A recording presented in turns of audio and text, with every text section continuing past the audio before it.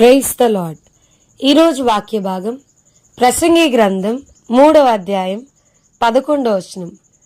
దేని కాలం నందు అది చక్కగా నుండినట్లు సమస్తమును ఆయన నియమించి ఉన్నాడు. ఈరోజు ఈ వాక్య భాగం ద్వారా దేవుడు మనతో మాట్లాడుతూ ఉన్నారు. ఈ ప్రసంగి గ్రంథం 3వ అధ్యాయం 11వ వచనం గనక మనం చూస్తే, right time, right person, right place కదండి. మనం దీన్ని బాగా గమనిస్తే వాక్యం ద్వారా దేవుడు మనతో ఎంత స్పష్టంగా మాట్లాడుతున్నారు. దేని కాలంన అది చక్కగా ఉండినట్లు. నేను ఈరోజు వాక్య భాగానికి ఈ మెసేజ్కి ఈ టైటిల్ ఇద్దాం అనుకున్నాను. In his time for his glory. తన టైంలో తన నామ మహిమార్థమై కార్యాన్ని జరిగించే దేవుడు. చాలాసార్లు మనం ప్రభా ఆలస్యం అయిపోతా ఉందయ్యా, ప్రభా అందరికీ జరిగిపోతా ఉందయ్యా, ప్రభా ఎప్పుడయ్యా అని దేవుణ్ణి తొందర పెట్టడానికి ట్రై చేస్తూ ఉంటాం. ఇంకా తొందరగా చేసే ప్రభా, అలా ప్రభా, ఇలా ప్రభా అని చెప్పని దేవునికి చెప్తా ఉంటాం. కానీ వాక్యం చెప్తా ఉంది, మన అవసరతలన్నీ కూడా ప్రభువుకు తెలుసు. ఆయనకి మించి మన అవసరతలు ఎరిగిన వారు ఎవరున్నారు కదండి.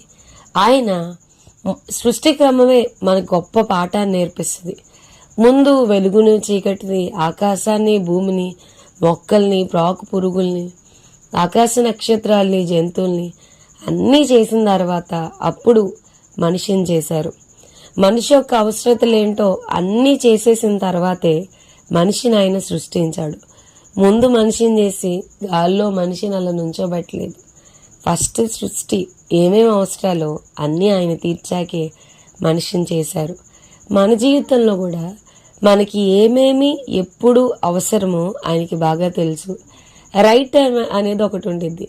దేవుని గడియారం ఎప్పుడు ఆలస్యం కాదు, దేవుని టైం ఎప్పుడు ఆలస్యం కాదు.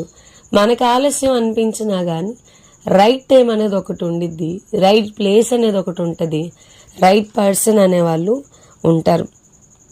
అందుకనే యెషయా గ్రంథం 34వ అధ్యాయం 16వ వచనంలో ఉంది కదా, యెహోవా గ్రంథమును పరిశీలించి చదువుకొనుడి, ఆ జంతువులలో ఏది లేక ఉండదు, జేని జతపక్షి దాని యొద్ద ఉండక మానదు. నా నోటి నుండి వచ్చిన ఆజ్ఞ ఇదే, ఆయన నోటి ఊపిరి వాటిని పోగుచేను.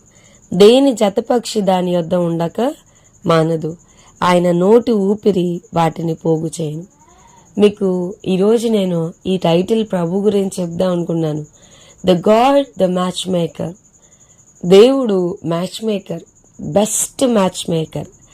ఆయన జత చేస్తే లేదా ఆయన జత చేసేవారు ఎంత బెస్ట్గా ఉంటారో, ది బెస్ట్ మ్యాచ్ మేకర్ కదా. అందుకని దేని జతపక్షి దానికి ఉండక మానదు.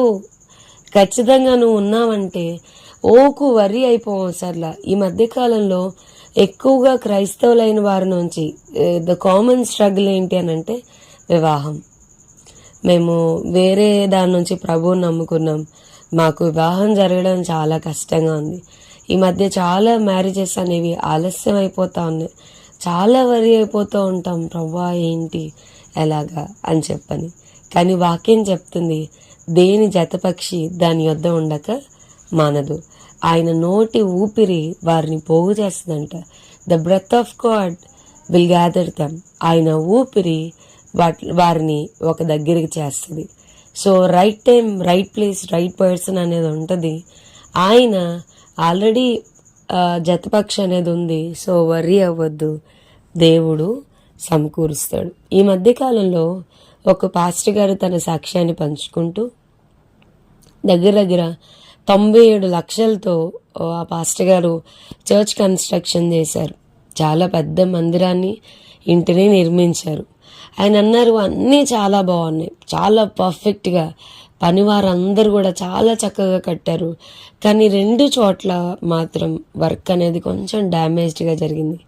ఒకటి టైల్స్ వేసే చోట, ఇంకొకటి ప్లంబింగ్ వర్క్, ఈ పైపులది. ఎందుకు అనంటే మిగతా వాళ్ళందరినీ దేవుడు నా దగ్గరికి నడిపించాడు, వీళ్ళిద్దరిని మాత్రం నేను నా సొంత జ్ఞానంతో వెతుక్కుని వెళ్ళాను. తనకి తెలిసిన ఎవరో ఒక వ్యక్తి, తండ్రి లేడు, చిన్న కుర్రాడు, టైల్స్ వేస్తా ఉన్నాడని చెప్పని ఆ పాస్టర్ గారే వెళ్ళి వాళ్ళని తీసుకొని వచ్చి టైల్స్ వేయించినప్పుడు 2 రాళ్ల మధ్య గ్యాప్ వచ్చేలాగా ఆ 2 అలా చక్కగా వంగిపోయేలాగా కట్టాడంట. సో నేను వెతుక్కుని వెళ్ళొచ్చిన వాళ్ళు చాలా డ్యామేజ్డ్గా పనిచేశారు, సరిగ్గా చేయలేదు. కానీ దేవుణ్ణి నడిపించిన వాళ్ళు చాలా చక్కగా కట్టారు. వేరే పనిలో కూడా కంప్లైంట్ అనేది లేదు అని చెప్తూ వచ్చారు. సో మన సొంత జ్ఞానంతో మనం ముందుకెళ్ళామా చాలాసార్లు డ్యామేజ్డ్ మనం ఎదుర్కోవాల్సి వస్తుంది. కానీ దేవుడిచ్చారా అది చాలా ఉత్తమమైంది. యెహోవా ఉత్తమమైన దాన్ని అనుగ్రహించును అని వాక్యం చెప్తుంది. ఆయన యందు భయభక్తులు గల వారి కొరకు ఆయన దాచి ఉంచిన మేలు ఎంతో గొప్పది. సో దేవుని మీద ఆధారపడదాం, ప్రార్థన చేసుకుందాం. ప్రభా, ఈరోజు వాక్య భాగం ద్వారా మీరు మాతో మాట్లాడినందుకు వందనాలు. Right time, right place, right person మేము నమ్ముతా ఉన్నాం. మీరు మీ సమయంలో మీ నామ మహిమార్థమే మాకెప్పుడు ఏది అవసరమో దాన్ని మీరు సమకూరుస్తారు. మీ మహిమైశ్వర్యం చొప్పున మా ప్రతి అవసరాన్ని తీర్చే దేవుడు తండ్రి, అందుని బట్టి మిమ్మల్ని స్తుతిస్తూ కనపరుస్తూ వాక్యం వింటున్న మా ప్రియులైన వారి ప్రతి అవసరతను మీ నామ మహిమార్థమే తీర్చమని యేసు నామమున అడిగి వేడుకొంచున్నాం తండ్రి. Amen. God bless you and have a blessed day.